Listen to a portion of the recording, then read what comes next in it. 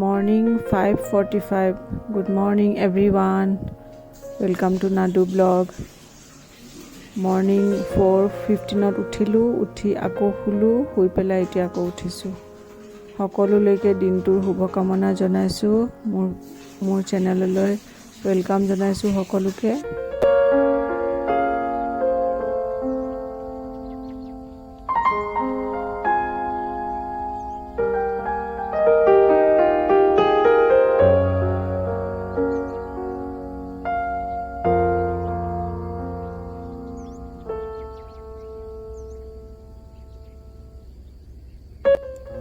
গোটেই দিনটো energetic feel কৰিবৰ কাৰণে মৰ্ণিং অলপমান এক্সাৰচাইজ খুবেই দৰকাৰ।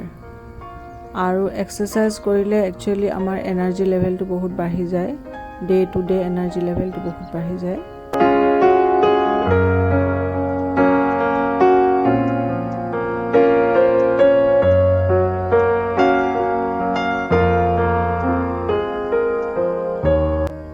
একাপ চাহ হাজবেণ্ডৰ কাৰণে। মই জেনেৰেলি ৰাতিপুৱা উঠিয়ে নাখাওঁ চাহ, আৰু এতিয়া অকণমান এক্সাৰচাইজ কৰি উঠি মই নেমু পানী এগিলাচেই খাওঁ।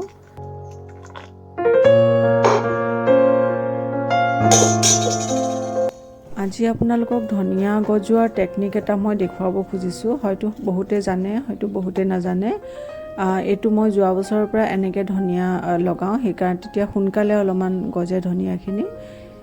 ধনিয়াখিনি মই আপোনাৰ এদিনৰ আগতে তিয়াই থৈছিলোঁ।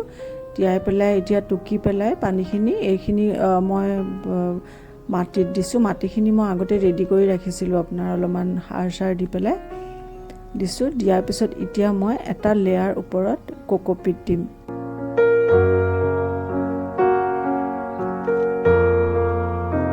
কোকোপিট দিলে আপোনাৰ কোকোপিটখিনিয়ে পানী এবজৰ্ব কৰি ৰখাত বেছ হেল্প কৰে। সেইকাৰণে সেমেকি থাকে বহুত দেৰিলৈকে আপোনাৰ সেইখিনি গুটিখিনি, সেইকাৰণে খুব সোনকালে গজে। সোনকালে বুলি নকওঁ, কিন্তু গোটেইখিনি আপোনাৰ গজে বহুত সোনকালে, নহ'লেও অকণমান দিন লাগেও ধনিয়া গজোতে। চ' এইটো খুব ভাল টেকনিক, আপোনালোকে কৰি চাব পাৰে। আৰু মই আপোনালোকক অলপ পিছত দেখুৱাম কোকোপিটটো আমি কেনেকৈ ৰেডি কৰিম। কোকোপিট ৰেডি কৰাটো মই এতিয়া দেখুৱাম আপোনালোকক। আৰু এনেকৈ পানী দিওঁতে যদি গুটিবোৰ এনেকৈ ওলাই যায়, গুটিবোৰ কোকোপিটখিনি দি ভালকৈ ঢাকি পেলাই অলপমান পানী দিব।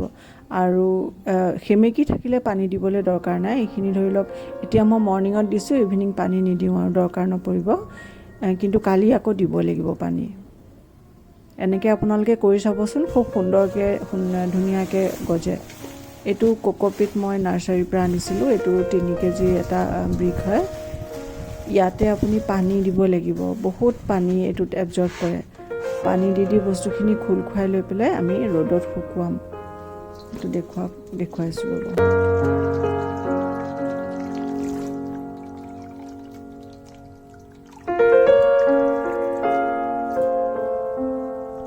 আৰু যথেষ্ট পৰিমাণে বালি থাকে তলত।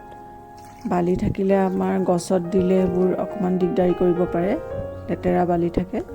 চ' আপুনি গোটাকেতো কোকোপিটটো দিব নোৱাৰে। এইটো প্ৰচেছত আপুনি কোকোপিটখিনি ভাঙি লৈ পেলাই ৰ'দত শুকুৱাব লাগিব। আৰু কোকোপিটটো মানে আপোনাৰ খুবেই দৰকাৰী হয়, মানে গছৰ কাৰণে। গছত দিলে আপোনাৰ টাবতেই দিয়ক বা বেলেগ গছতে দিয়ক, পানী এবজৰ্ব কৰি ৰাখে বহুত দেৰিলৈকে। পানী এবজৰ্ব কেপাচিটিটো বহুত বেছি কোকোপিটৰ। কোকোপিটটো আচলতে এক্সেলেণ্ট ছইল কণ্ডিশ্যনাৰ হয়। এইটো খুব গছৰ কাৰণে খুবেই ভাল হয়। পিছলৈ বস্তুখিনি পচি পেলাই সাৰ হিচাপেও ইউজ হৈ যায়।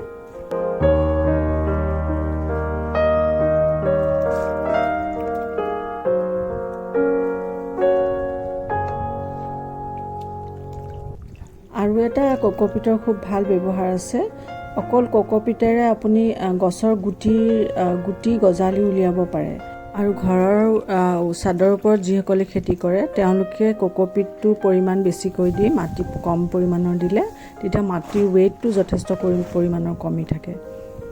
এতিয়া মই এইখিনি আপোনাৰ শুকুৱাম ভালকৈ।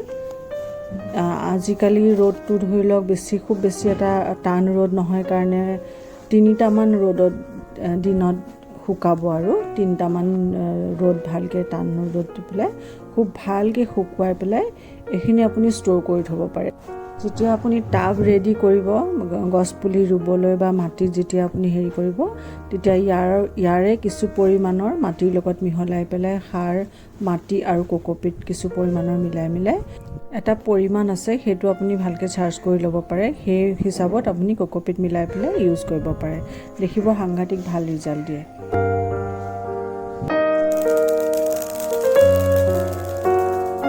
এতিয়া মই আহিলোঁ দুপৰীয়াৰ লাঞ্চৰ যোগাৰ কৰিবলৈ। আজি মই দিছোঁ, এইখিনি কৈ থওঁ দেই। এয়া মই আজৱাইন আপোনালোকে দিয়েনে? দুপৰীয়াৰ সাজটোত সদায় আজৱাইন ইউজ কৰিব। সদায় মই দালিত দিওঁ। মই আজি দালি নাই বনোৱাৰ কাৰণে আজি মই মাছৰ কাৰী বনাইছোঁ, ভৰি দি পেলাই তাতেই মই দিছোঁ। আজৱাইনটো খালে মানে কি হয়, দুপৰীয়াৰ সাজটোত কেতিয়াও আপোনাক গেছে আমনি কৰিব নোৱাৰে।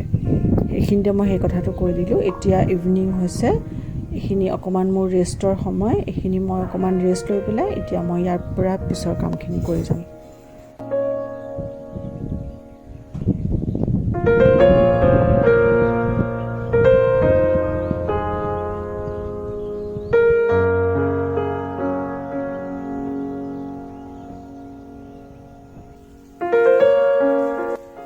এইখিনিতে মই কিবাকিবি ৰুইছোঁ, লাইক বেঙেনা, জিকা, ভোল